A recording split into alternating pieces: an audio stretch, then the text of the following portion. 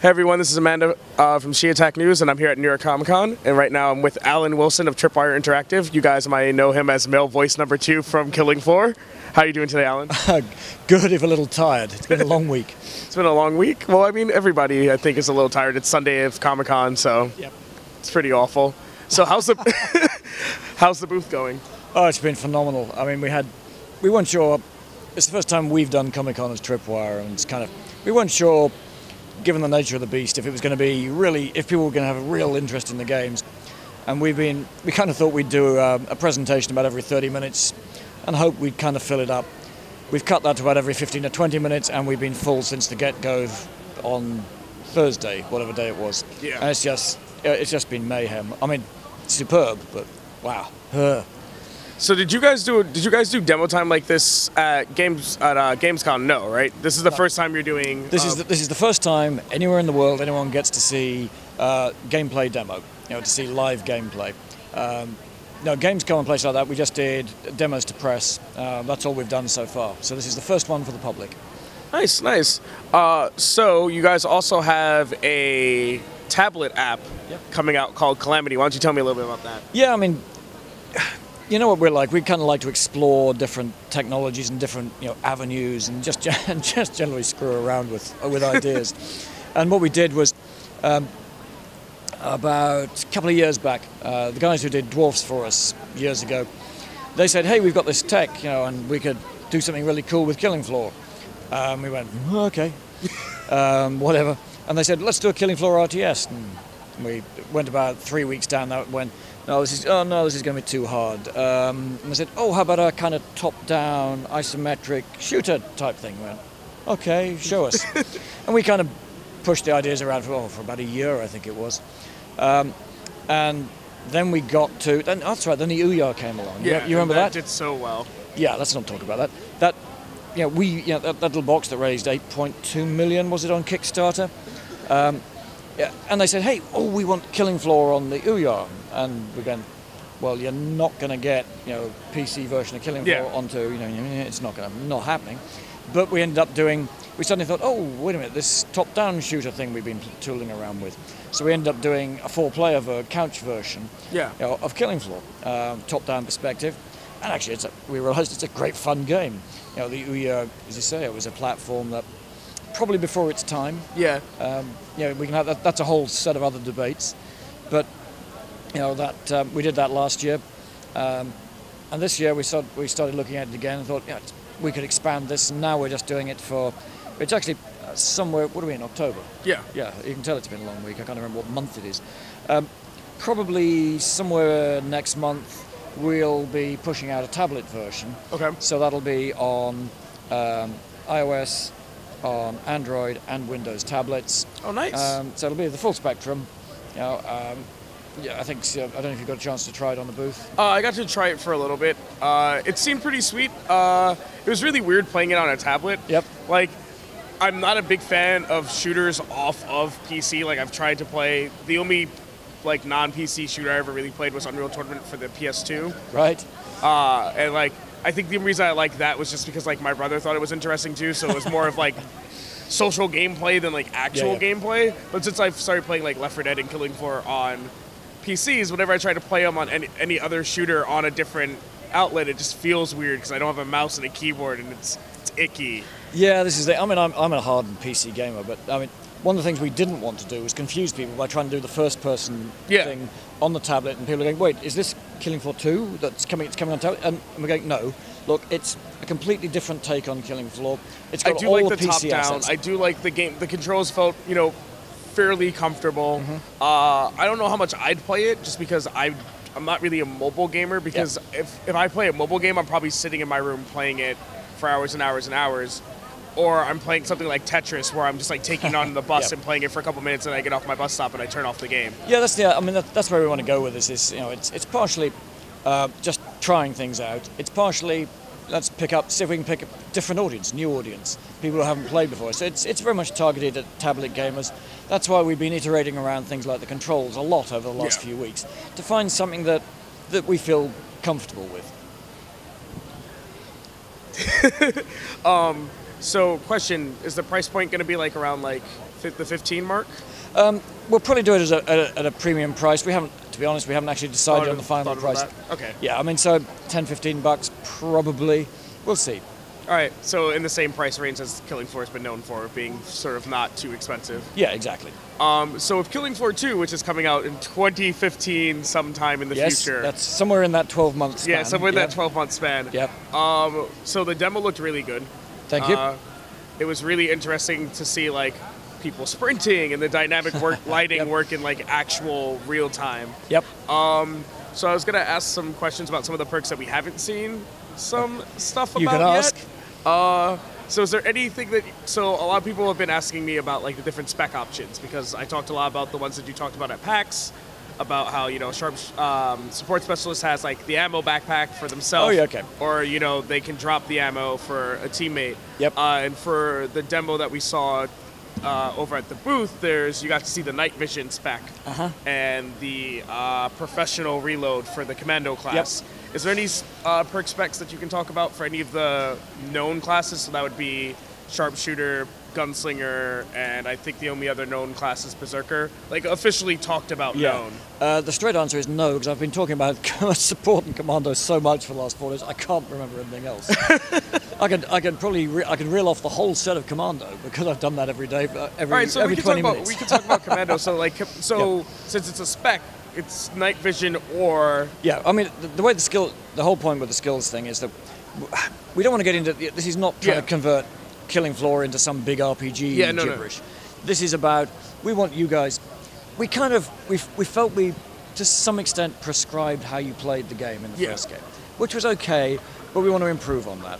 So to do that, this is why those skills are there. They're not there to say, oh, I have to earn this, and then, you know, here's a skills tree I have to progress down here, and if I want this, I've got to do that, and all of that. This is, hey, look, I'm at level 20 right now, and I'm playing with some friends today, and I actually like these friends. So I tell you what, you guys, you go support. Hey, you carry the backpack because that'll give us some extra ammo. I'm going to use the call-out skill as commando, so that you guys what's the can call-out skill? Call-out skill. That's where you've got a choice between night vision, which is kind of better vision for the commando. Yeah. Or the call-out, which is where when the commando can see a stalker, the rest of the team will also be able to see that stalker, as long as the commando can see it. So that means... So because when you said a call-out, I thought maybe it was like an automatic audio cue. We're not going to do the automatic audio cue because there's so much noise going on. Yeah. You know, all the firing and... Between all the firing and battle chatter and people just yelling over VoIP, you're not going to see it. So what we're just going to do is make it visual, so that when the commando can see a stalker there, everyone else can see that same stalker, the same way that the commando can. Okay. And I asked this at PAX, but I know that there's been some more iterations of the game since then. What do you think is the specimen that's evolving the most drastically so far? That's a real hard one. I suppose a simple answer to that is actually the clot, because the clot is sort of divided up into three now. You've now got 3 different types of clot. By the time you get to Hell on Earth difficulty, you're going to have 3 separate clots, each of which is going to have separate behaviors. And when you get a herd of them coming at you, you're going to have to pick and choose your shots. And as we're showing in the demo, if you don't knock them down straight away, they get very feisty. The alphas come at you real fast. They're coming at you at sort of serious gore fast speed suddenly. So they're not just, apart from anything else, they're not just sort of cannon fodder anymore when you get to that level of difficulty. Sure, on beginner, clots are there to be as target practice. Yeah. But when you get to the real, the heavier levels, you're going to have the undeveloped is starting to do rolls and things. So you try and take headshots. Headshot on something that's rolling, that's going to be hard. Actually, the other one I like is... I think the Stalkers seem the most evolved, because, like, unfortunately, what you're talking about so far, because I saw the gameplay where Jared didn't buy armor because he went to the wrong trader, so he got through, like... He guessed which trader it was. I heard about that. Yeah. So and guessed wrong. It guessed wrong. So he had no armor and very little ammo. So he didn't make it very far. So I didn't get to see a lot of that new clot behavior, but I definitely got to see new stalker behavior of them traveling in packs as opposed to traveling inside the herd. And it was interesting to see the joke that I told you during PAX Prime is that if you only didn't see the stalker coming if you were blind. Yep. Now, when I started seeing the red flashing from being attacked, I was like, what is he getting hit by? I was looking down at the screen and maybe see a crawler, and then like the Stalker uncloaked, and I was like, whoa. Yeah, I mean the Stalker. First off, as you say, the Stalker. Yeah, you're right. I mean, in Killing Floor 1, you can pretty much once you know, you can spot the Stalkers. Yeah.